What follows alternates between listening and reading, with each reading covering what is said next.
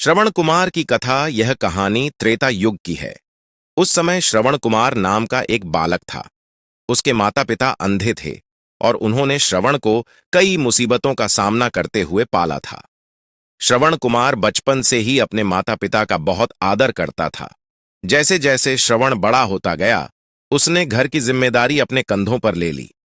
वह रोजाना सुबह उठकर सबसे पहले अपने माता पिता को स्नान कराने के लिए तालाब से पानी भरकर लाता था।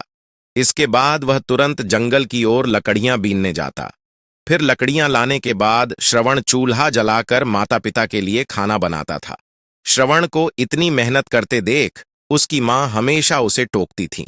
वह कहती थी, श्रवण बेटा, तुम इतना सारा काम अकेले क्यों करते हो? खाना तुम मुझे बनाने दिया करो, मैं आसानी से बना लूंगी। इसके बदले तुम थोड़ा आराम कर लिया करो। मां की इन बातों को सुनकर श्रवण कुमार कहता, नहीं मां, मैं ये सारे काम आप लोगों के लिए ही तो करता हूं।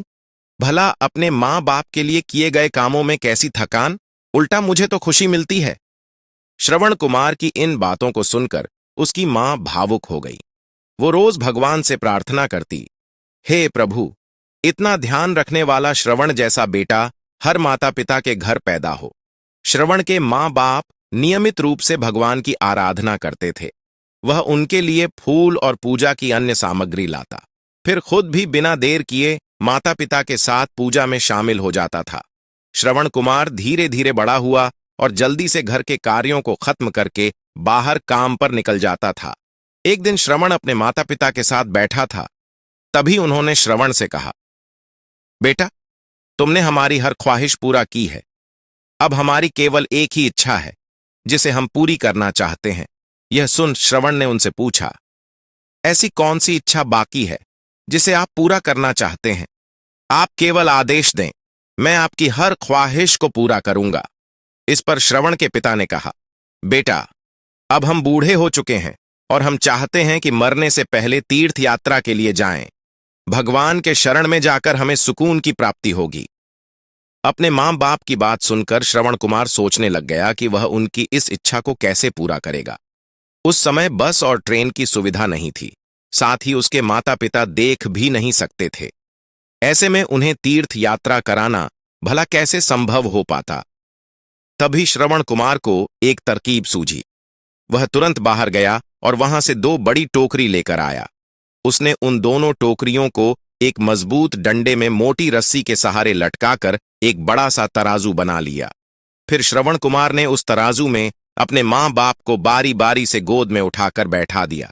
उसके बाद तराजू को अपने कंधों पर लेकर उन्हें तीर्थ यात्रा पर लेकर निकल पड़ा। वह लगातार कुछ दिनों तक अपने माता पिता को एक के बाद एक सभी पवित्र स्थलों पर घुमाने लगा, लेकर काशी तक के दर्शन कराए। माता पिता को घुमाते समय श्रवण कुमार उन्हें उन जगहों के बारे में भी बताते चलता था, क्योंकि वह आंखों से उस दृश्य को नहीं देख सकते थे। अपनी बेटे की मेहनत को देख उसके माता पिता बहुत खुश थे। उन्होंने एक दिन श्रवण से कहा, बेटा, हम देख नहीं सकते, लेकिन कभी भी हमें इस बात का दुख नहीं हुआ। तुम हमारे लिए हमारी आंखें हो। तुमने हमें जिस तरह सारे पवित्र स्थानों की कथा सुनाकर उनके दर्शन कराए हैं, ऐसा लगता है जैसे कि हमने सच में प्रभु के दर्शन अपनी आंखों से किया हो। इसके बाद राजा दशरथ जब अपने शिकार को देखने पहुंचे तो वहां श्रवण था। वो तुरंत श्रवण कुमार के नजदीक पहुंचे और कहा, मुझसे बहुत बड़ी भूल हो गई, मुझे माफ कर दीजिए। मुझे बिल्कुल नहीं पता था कि यहां कोई मानव होगा। मैं इस गलती का पश्चाताप करने के लिए क्या करूं कि तुम मुझे माफ कर दो। तभी कराहते हुए श्रवण कुमार ने कहा, यहां से थोड़ी ही दूर जंगल में मेरे माता पिता बैठे हैं। उन्हें काफी प्यास लगी है। आप उन तक यह पानी पहुंचा दीजिए और मेरे बारे में उन्हें कुछ भी न बताएं। इतना कहते कहते श्रवण कुमार की सांसें रुक गईं। श्रवण कुमार की मौत से राजा दशरथ सुन्न पड़ गए। किसी तरह वो श्रवण कुमार के बताए अनुसार जल लेकर उसके माता पिता के पास पहुंचे। श्रवण के माता पिता अपने बेटे की आहट को बखूबी पहचानते थे। जब राजा दशरथ उनके करीब पहुंचे तो उन्होंने आश्चर्य से पूछा, तुम कौन हो और हमारे श्रवण को क्या हुआ? वह क्यों नहीं आया? राजा दशरथ उनके सवालों का जवाब नहीं दे पाए। उन्होंने चुपचाप पानी उनकी तरफ बढ़ा दिया। तभी श्रवण की मां ने चिंतित स्वर में जोर से कहा, तुम कौन हो और मेरा बेटा कहाँ है, ये बताते क्यों नहीं हो? श्रवण की मां की चिंता देखकर राजा दशरथ ने कहा, मां, मुझे माफ कर दीजिए। शिकार करने के लिए मैंने जो तीर चलाया था वो सीधे आपके बेटे श्रवण को जा लगा। उसने मुझे आप लोगों के बारे में बताया, इसलिए मैं यहां पानी लेकर चला आया। इतना कहकर राजा दशरथ चुप हो गए। राजा दशरथ की बात सुनकर श्रवण की मां जोर जोर से रोने लगी।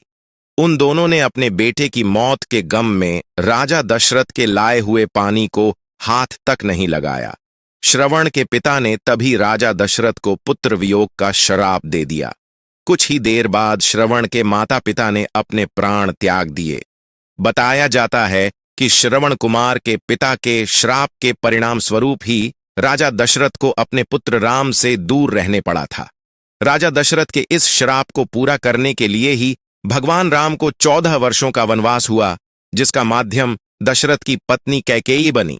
श्रवण के पिता की ही तरह राजा दशरथ भी अपने बेटे से दूरी को बर्दाश्त नहीं कर पाए और उन्होंने अपने प्राण त्याग दिए। कहानी से क्या सीखा?